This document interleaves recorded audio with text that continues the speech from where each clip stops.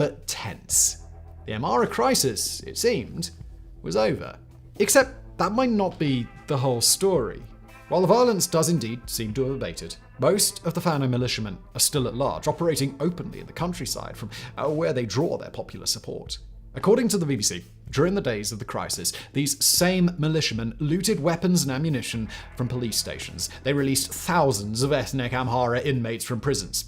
On the government side, so many officials fled for the safety of Ethiopia's capital, Addis Ababa, that it's said that the federally backed state government in Amhara is in danger of imploding. More importantly, the underlying tensions that led to the violence haven't eased. If anything, the government's response may have cranked them up to 11. Under the current state of emergency, federal forces have set up roadblocks, with reports that ethnic Amharas are being forbidden from traveling to Addis Ababa. In the Ethiopian capital itself, the government responded to the crisis by arresting thousands of Amharas, including at least one opposition MP. And then there's the controversial drone strike. On August 13th, a government drone fired a missile into a crowd in Amhara region, killing at least 26.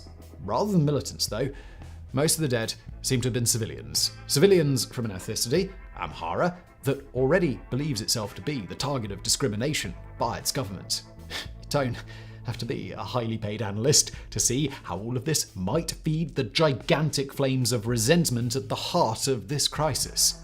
Now, we'll come onto perceptions of ethnic bias in Ethiopia in the next part of today's video. But before that, we need to briefly touch on who exactly the Fano are. Coming from an old Amharic word that you could translate as volunteer fighter, the Fano have their roots in the 1930s militiamen who fought Mussolini's invasion of Ethiopia, then known to the world as Abyssinia.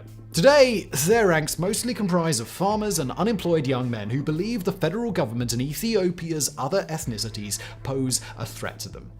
But there's a twist here. In the 2020 to 2022 Tigray War in northern Ethiopia, the Fano fought on the government side. Just 9 months ago, they were the shock troops who helped Abiy Ahmed's forces escape a crushing defeat at the hands of the Tigrayan People's Liberation Front, or TPLF. How they went from helping Abiy to taking up arms against him lies at the heart of the story that's unfolding today.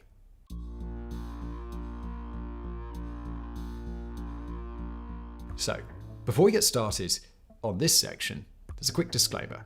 The modern history of Ethiopia's many ethnic rivalries is long, it is complicated, and it is way beyond our ability to do it justice in 22 minutes or so. So, what follows is simply the watered-down, basic version. Just the important points that you really need to know in order to understand today's video. The most important of all is understanding that Ethiopia is an incredibly diverse country, with around 80 different